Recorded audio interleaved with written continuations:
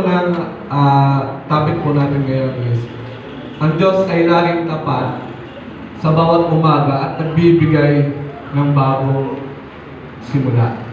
So mababasa po natin sa Panaghoy 3, verse 22 to 23, dahil ang mga kahabagan ng Panginoon, kaya hindi tayo nalipol. Sapagkat ang kanyang awa ay hindi nagmamaliw. Ang mga ito ay bago tuwing umaga, dakila ang iyong katapatan. Sa bawat pagbubukang liwayway po, sumisilay ang pag-asa, ang bagong pag-asa. Sino po dito naniniwala na ang bukas ay punong-puno ng pag-asa? Amen. Lahat po tayo, naniniwala po tayo na ang bukas ay punong-puno ng pag-asa. So sa bawat umaga, sa bawat bagong umaga po ay may pagkakataon po tayo magsimulang muli. Madalas, sa gitna po ng mga pagsubok at kabiguan, ito po yung lagi natin nakakalimutan. Ngunit sa pag-aaral po natin ngayon, atin tutuklasin ang walang hanggang katapatan ng Diyos na nagbibigay sa atin ng bagong umaga at bagong simula. Mga kapatid, ang bawat umaga po ay may bagong simula, ay tumutukoy sa pagkakataong ibinibigay po ng Diyos sa atin araw-araw. Kalimutan ang nakaraang pagkakamali at harapin ang hinaharap ng may pag-asa at pananampalataya. Ito po ay isang paalala sa kanyang walang hanggang awa at katapatan. So yung background po ng Panaghoy 3 verse 22, ang aklat po ng Panaghoy ay sinulat po ni Jeremiah matapos ang pagkawasak ng Jerusalem at ang pagkatapon ng mga Israelita sa Babylonia noong 586 BCE, before Common Era.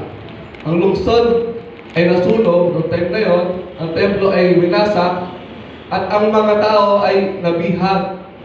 At dahil po dito, kalulos-lulos ang kalagayang na nangyari sa mga Israelita. Kaya po, sumulat po ang aklat si Jeremiah, at ito po ay isang aklat ng pagdadalamhati at paghihinagpis. Dahil sa mga kasalanan ng Israel at ang kanilang mga kahinatnan sa gitna ng kadiliman at pagdurusa. Nagkaroon po sila ng pag-asa dyan sa verse na yan, sa Panaghoy 3, verse 22 to 23. Babasahin po natin ulit. Dahil sa mga kahabagan ng Diyos, kahabagan ng Panginoon, kaya hindi tayo nalipol. Sapagkat ang kanyang mga awa ay hindi nagmamaliw. Ang mga ito'y bago tuwing umaga, dakila ang iyong katapatan. Makikita niyo po yung highlights dyan. Dahil sa mga kahabagan ng Diyos na Panginoon, kaya hindi tayo nalipol. Context po, analysis lang po. Ayun po, parang in-elaborate ko lang na hindi nawawala ang kahabagan ng Diyos. Amen po ba? Sa Hebreo po, kung sila nagamit lagi ng Greek, ako po Hebreo po, Hesed. Tumutukoy po ito sa tapat na pag-ibig ng Diyos na nakatali sa kanyang tipan. Hindi po ito emosyon ng Diyos. Kundi ito po ay isang pangako na hindi nababago sa sitwasyon o kalagayan natin sa buhay. Ito po yung katangian po talaga ng Diyos. Sabi nga po sa Deuteronomy 7 to 9, isipin nyo na ang Panginoon na inyong Diyos ay iisang Diyos. Matapat siya at tinutupad niya ang kanyang kasunduan hanggang sa mga salinlahi ng mga nagmamahal sa Kanya at sumusunod sa Kanyang mga utos salin lahi, kasama po ba tayo doon? Amen. Kasama po tayo doon. So, ang Diyos ay tapat. Makikita po natin, ang kanyang kahabagan ay hindi nawawala. Text po. Dito po, ini-isa-isa ko po yung verse. Dito po, makikita po natin yung himay-himay ko lang po. Sa unang point po, dahil sa mga kahabagan ng Panginoon, kaya hindi tayo nalipol. Sino po yung nakakaalam dito ng kwento ng Sodoma at Gomorrah? So lahat po tayo alam yung storya ng Sodoma at Gomorrah. Bakit po ba sila nilipol ng Diyos? Dahil po sa mga kasalanan o sexualidad, morality. Nangyayari rin po ba ito ngayon? Actually, oo. Patay, pagnanakaw, lahat po yan nangyayari po hanggang ngayon.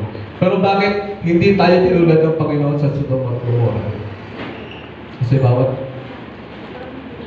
Kasi nakila po ang pag-ibig nito sa atin, mga kapatid. Kapatid, pinapaalala po nito na sa kabila po ng ating mga kasalanan at pagkukulang, ang Diyos ay nanatiling maawain sa atin. Hindi po tayo nilipol dahil sa Kanya, hindi po tayo nilipol dahil sa Kanyang dakilang pag-ibig. Dakila po ang pag-ibig ng Panginoon, mga kapatid. Kaya po, makikita po natin, kung sa panahon po ng Sodoma at Gomorrah, bakit hindi nangyari sa atin?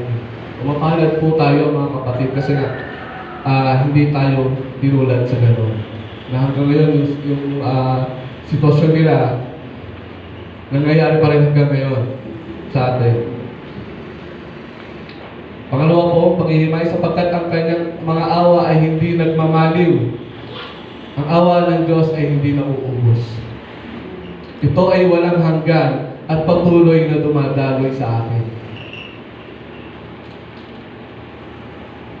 Ang mga ito'y bago tuwing umaga. Sa bawat bagong araw, mga kapatid, may bagong awa na naghihintay sa atin. Ito ay isang paalala po na hindi tayo hinuhusgahan ng Diyos batay sa ating nakaraan.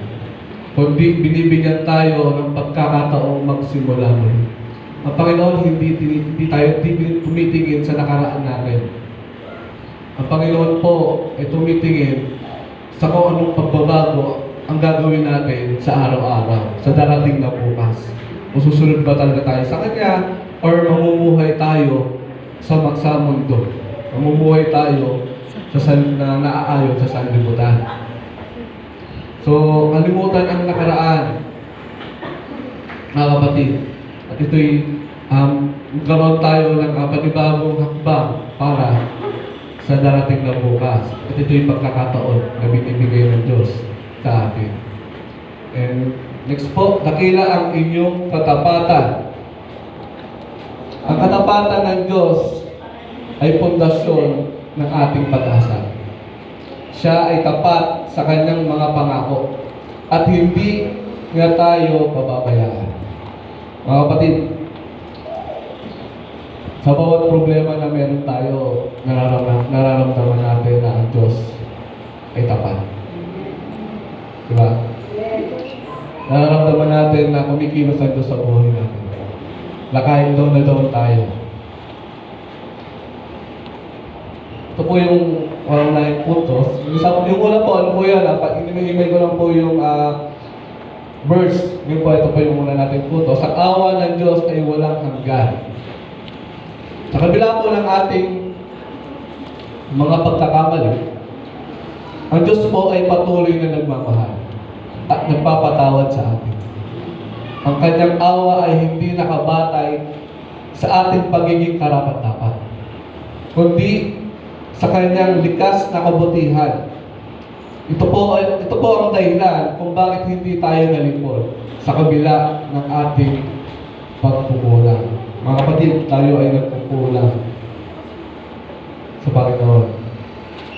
Pero bakit tayo patuloy na binibiyayaan, patuloy na tayo patuloy na tayong nilalagay sa tamang direksyon. Di ba po? Kasi po dakila pag-ibig po ng Diyos at ang awa ng Diyos ay walang hanggan. Ang sabi po sa awit 103 verse 8, ang Panginoon ay mahabagin at mapagbiyaya, banayad sa pagkagalit at sagana sa kagandahang loob. Ito po yung awit 103 verse 8 ay naglalarawan po sa Diyos bilang mahabagin, mapagmahal at hindi madaling magalit at wagas sa pag-ibig. Ito ay nagpapakita ng ilang mga pangunahing katangian ng Diyos ayon po sa Biblia.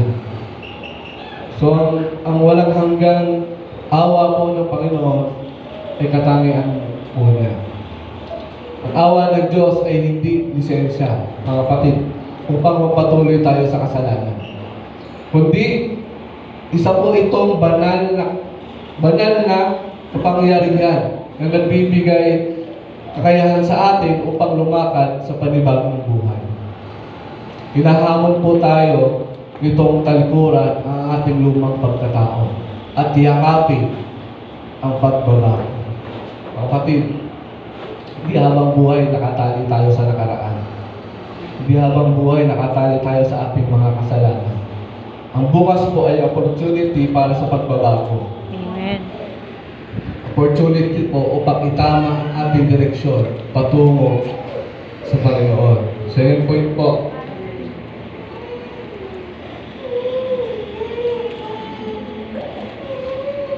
ang bawat umaga ay isang bagong pagkakataon. Hindi po tayo dapat magpatali sa ating nakaraang kabiguan, kasalanan, o limitasyon. Ang bawat umaga po ay isang pagkakataon upang magbago, magsimulang muli, at gawin natin kung ano ang tama.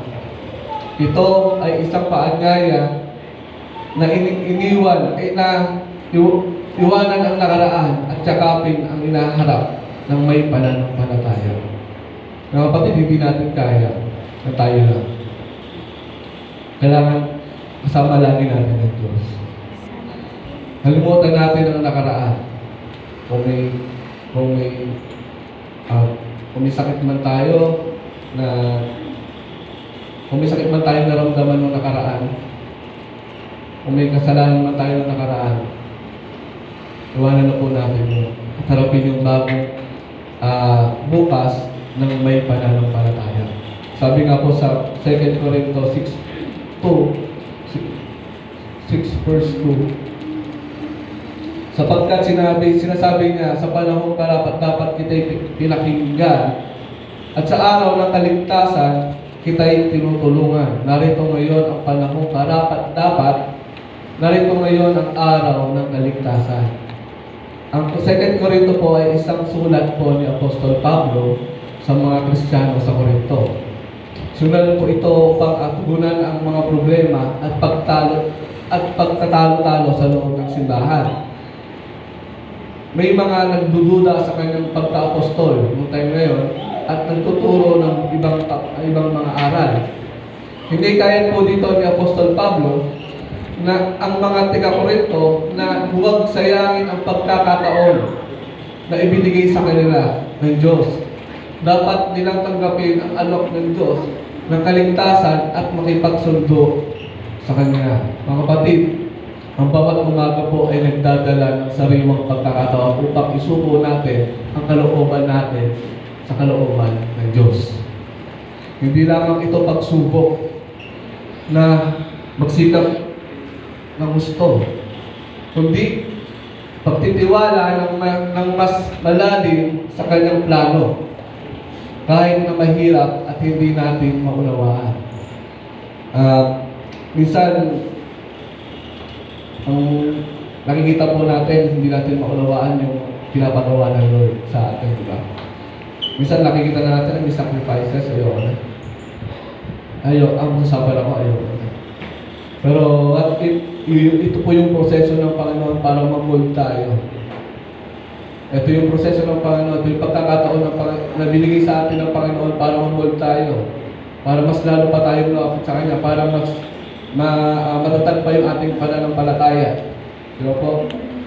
Sabi po sa second point po,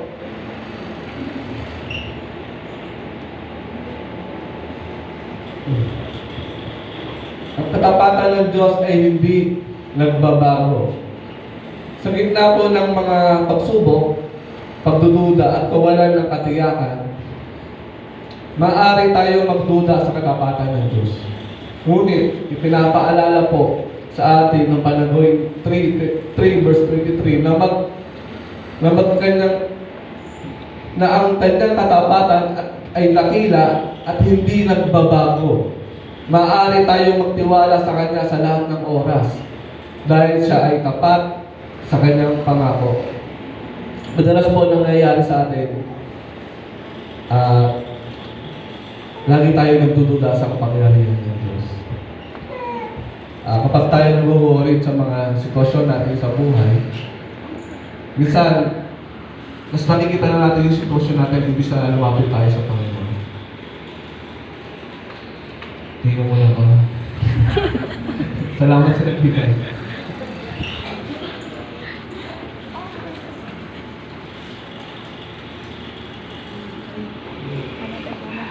Sarap. Salamat po sa Lord. So makikita po natin sa bilang 23 verse 9, ang Diyos ay hindi sinungaling na tulad ng tao. Ano man ang sabihin niya, kaya niyang gawin. Kung mangako man siya, ito ay kanyang tutuparin. Tapat po ang pangako ng Diyos, mga kapatid. Ang tapatan ng Diyos ay hindi lamang isang pangako upang aliwin tayo sa ating kahinaan. Hindi po ito parang politika na nangangako pero napapako. Ang pangako po ng Diyos ay tapat at dakila.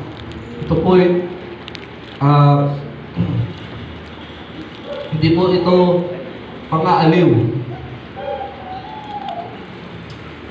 kundi isang matibay na pundasyon kung saan ang ating pag-aalinlangan na pananampalataya ay nilalayon na itatag ng mas matatag.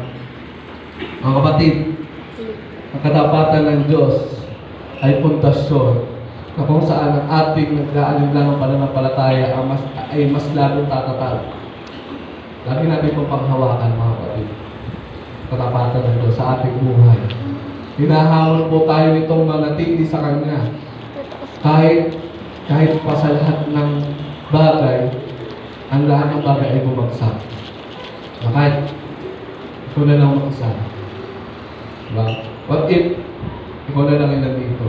Wala na yung katabi. Wala na yung pamilya mo. Upapatuloy pa rin tayo. Okay, wala na yung mga kaibigan, mga close friends natin dito. Yung mga matagal na nating nakasama. Magpapatuloy pa rin po ba tayo? Mga kapatid, ito po yung hamon ng sa ating Panginoon na magpatuloy kahit walang mag-isa. Kahit bagsak ka na. Kahit punong-puno ka na ng problema. Kahit na sa'yo na ang lahat ng paghihirap ko sa mundo. Diba? Katulad nga ni Hope, yung mga pumawasan yung storya ni Hope, halos lahat nawala sa kanya, pero nagpatuloy siya sa Panginoon. Mas pinanghawakan niya ang pananampalataya sa Panginoon kaysa sa sitwasyon na meron siya. Amen. Ano po? Pang-apat po,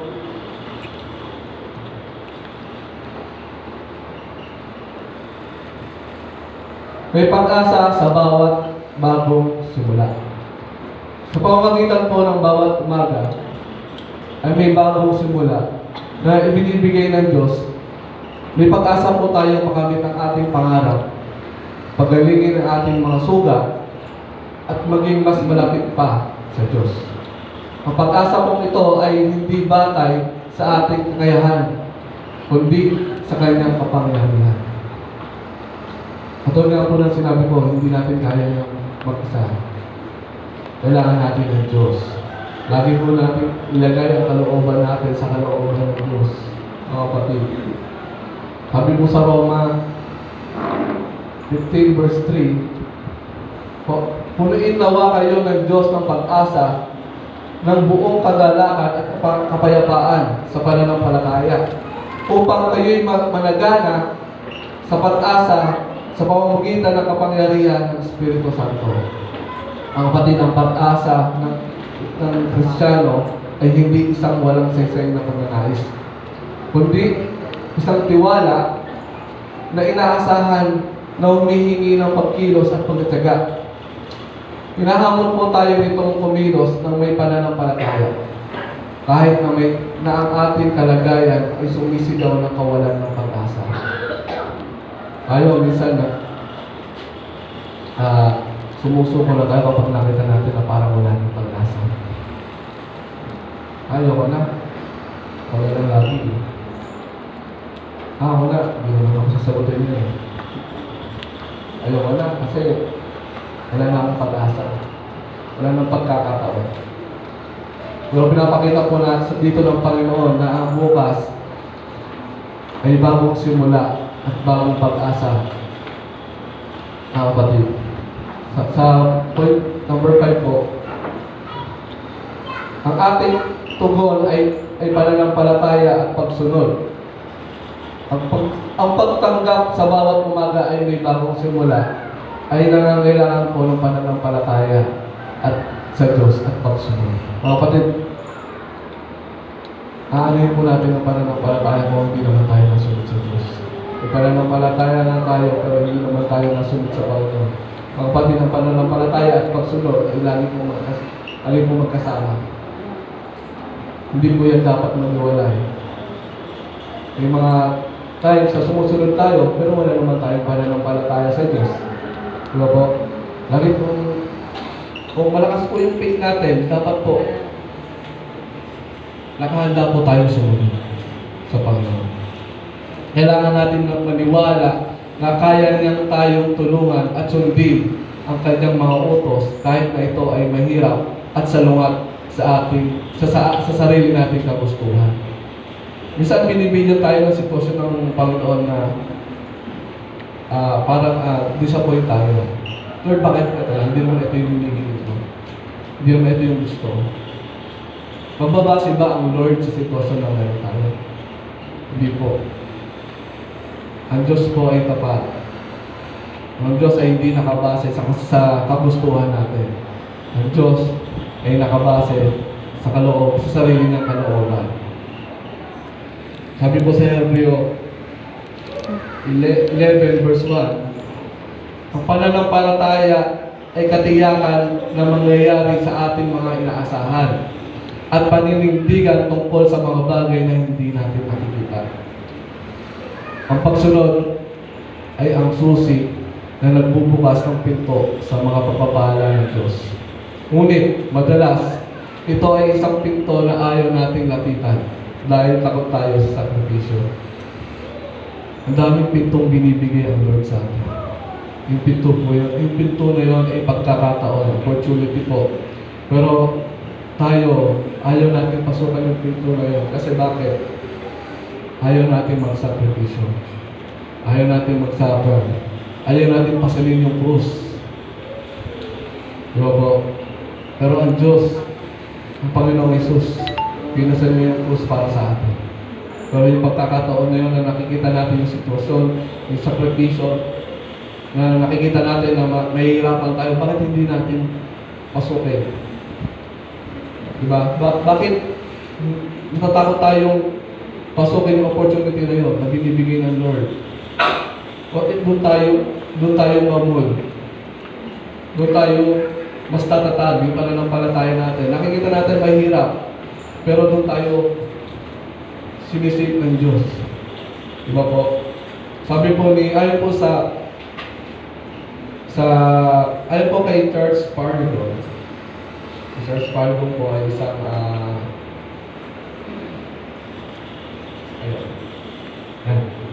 Charles Spurgeon po ay isa po siyang theologian, isang preacher din sa London.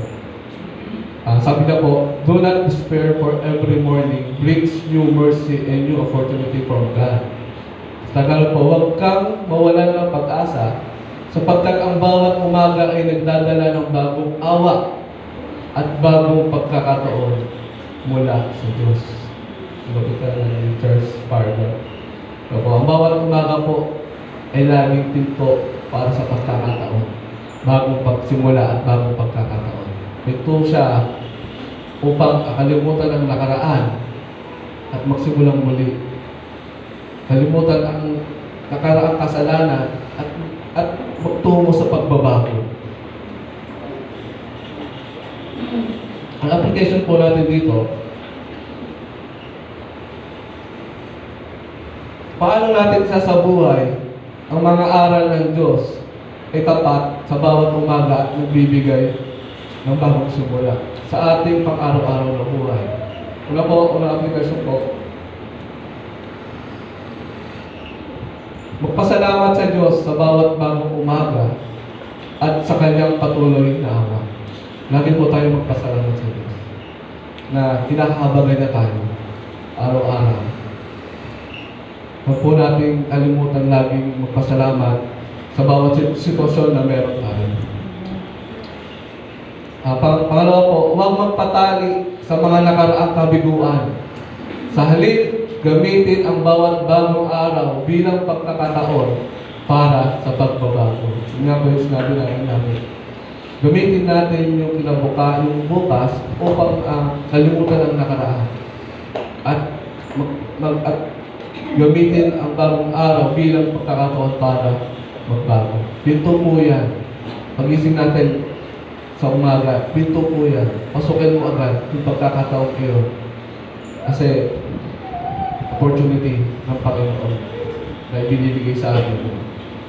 Kalimutan po ang nakaraan. Wala tayong mamuhay sa nakaraan. Diba? Yun din yung sumisira sa atin minsan. Yung kasalanan natin sa nakaraan, yung mga nakaraan natin kabiguan. Diba? Kaya hindi tayo makausap. Kasi nakatali lang tayo. Kaya hindi tayo maagay ng Panginoon kasi yung mga kasal natin, yung mga burden natin, lagi natin bitbit. Yung burden natin na nakaraan, lagi natin bitbit yan. Bitawan po natin yan, mga kapatid. Bitawan po natin yung nakaraan na yan at magsimulang muli ng may pagbabago at may pananampalataya.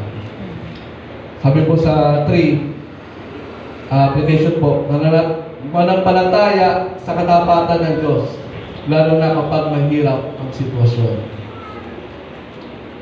Yun nga po, kahit hirap na hirap tayo sa sitwasyon, at wala na tayong pera, kahit lubog na tayo, manatili pa rin tayo may pananampalataya sa Panginoon.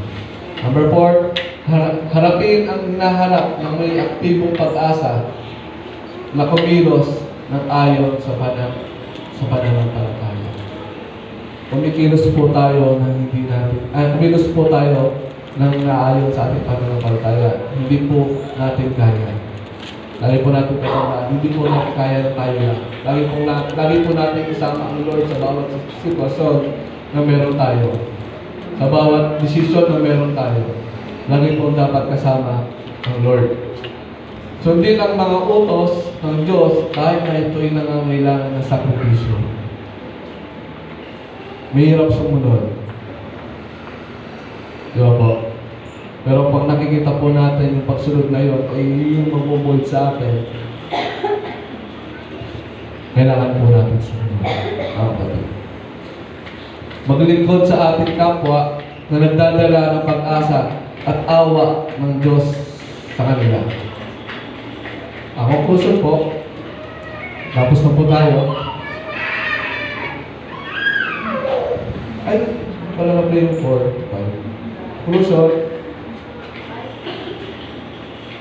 ang Diyos ay tapat sa bawat umaga at nagbibigay ng bagong simula. Ito po ay isang paalala na walang hanggang awa at katapatan ng Diyos.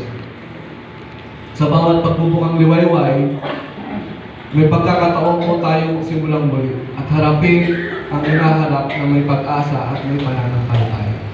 Nawa po sa ating buhay ay maging patotoo ang kanyang dakilang pag-ibig at katapatan. At nawa, maging kasangkapan po tayo upang maibahagi ang pag-asang ito sa iba. Mga kapatid, yung kahabagan ng Panginoon kailangan din ng iba yan. Hindi lang po tayo, mga Kristyano. Kailangan din natin ma-share kung ano yung nararamdaman mo sa Panginoon. Kung ano yung pinaparanas sa iyo ng Panginoon, kailangan din natin iparanas din sa iba. Mga kapatid. Hindi lang po tayo, lagi po sinasabi, hindi lang po tayo ang nangangailangan ng kaligtasan. Hindi lang po tayo ang nangangailangan ng habag ng Panginoon. Kailangan din natin maibahagi sa iba kung ano yung experience mo sa Panginoon. Ano yung binago sa iyo ng Panginoon. Kailangan din natin ibahagi ito sa iba upang maranasan din nila yung awa at ang pag-ibig at ang dakilang pag-ibig ng Diyos, mga kapatid. Dito ko na lang po tinatapos ang ating topic ngayon. Mag-iwan na lang po ako ng mga tanong. Pag-discussion na lang po natin ito mamaya after po ng prayer. At tayo po ay manalangin. Panginoon, salamat